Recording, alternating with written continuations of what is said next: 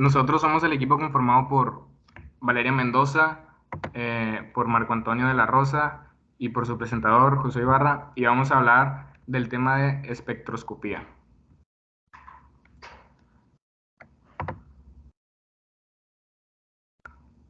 Y bueno, ¿qué es la espectroscopía? Es el estudio de la cantidad de luz que absorbe, despide o dispersa un objeto.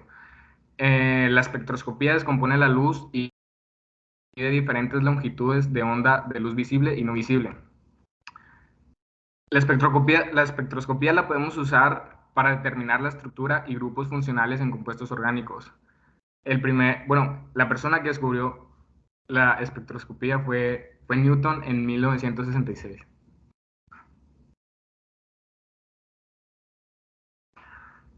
Ahora, la espectroscopía de resonancia magnética nuclear es la herramienta de determinación estructural más potente del químico orgánico. Mediante esta podemos analizar los siguientes núcleos, que son 1 hidrógeno, 13 carbono, 15 nitrógeno, 19 flúor y 31 fósforo. Los más utilizados en química orgánica son el 1 hidrógeno y el carbono 13, que son los principales componentes de las moléculas orgánicas. Cualquier átomo con número atómico o masa atómica impar tiene spin nuclear, que es el momento angular total de un nucleón o de los nucleones de un nucleido, y se puede analizar mediante un equipo de resonancia.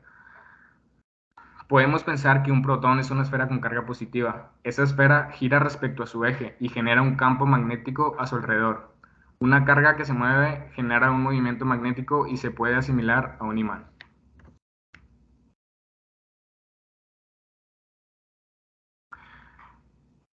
Si disponemos esta carga dentro de un campo magnético externo, ese imán gira y se orienta en función del campo externo.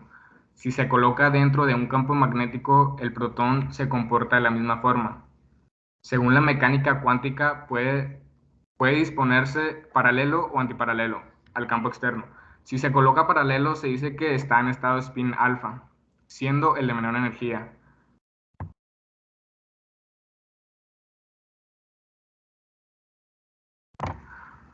El estado antiparalelo se define como de spin beta, siendo el de mayor energía. En ausencia de un campo externo, no habrá diferencia entre los estados alfa y beta. En cuanto introducimos el campo externo, surge la diferencia. Mayor cuanto mayor es la cantidad del campo. Esto quiere decir que la diferencia de energía entre los estados y el campo externo son directamente proporcionales. Un núcleo que se encuentra con el campo magnético y la radiación adecuada, decimos que está en resonancia y toda la energía recibida la utiliza en cambiar de spin. El nombre de resonancia magnética nuclear proviene de ahí. El apantallamiento del campo magnético inducido por electrones es aquel en las que las moléculas orgánicas de los protones no están aislados sino rodeados de electrones de otros átomos que ejercen de protección respecto al campo externo. Los electrones giran alrededor del núcleo y generan un pequeño campo magnético que se contrapone al externo. Como consecuencia, el campo que actúa sobre el protón se debilita y se dice que el núcleo está apantallado. Teniendo en cuenta la estructura compleja de las moléculas orgánicas, el efecto pantalla será muy diferente en puntos diferentes de la molécula, midiendo con precisión la intensidad de campo para que un determinado protón entre en resonancia, podemos obtener dos informaciones importantes. La número 1 es cuántas absorciones diferentes tenemos. De esta manera podemos determinar el número de protones electrónicamente diferentes. Y el grado de apantallamiento de cada uno precisa el entorno electrónico de cada protón teniendo en cuenta la intensidad de absorción. Si tenemos en cuenta la intensidad de las señales y la multiplicidad, podemos obtener aún más informaciones, como mediante la intensidad podemos conocer el número de protones de cada clase. Y mediante la multiplicidad podemos obtener información sobre los protones del entorno. El espectrómetro de resonancia magnética nuclear tiene partes más comunes, que son un imán con un controlador de campo muy preciso, que así podemos obtener el campo preciso, un transmisor de radiofrecuencias que sea capaz de emitir ondas de frecuencia muy precisa, un detector que mide la energía absorbida por la muestra y un registrador que imprima los datos que surgen del detector. Y en esta imagen se puede ver cuál es la resonancia magnética nuclear.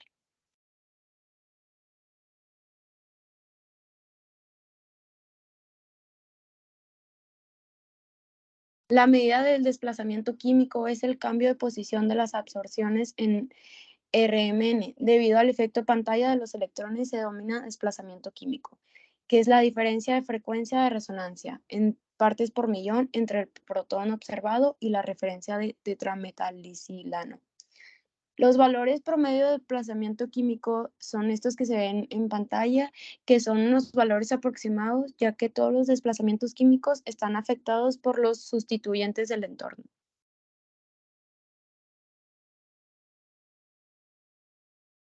Bueno, para concluir esta pequeña presentación que hemos hecho sobre el tema, yo hablaré de los valores llamativos de desplazamiento químico.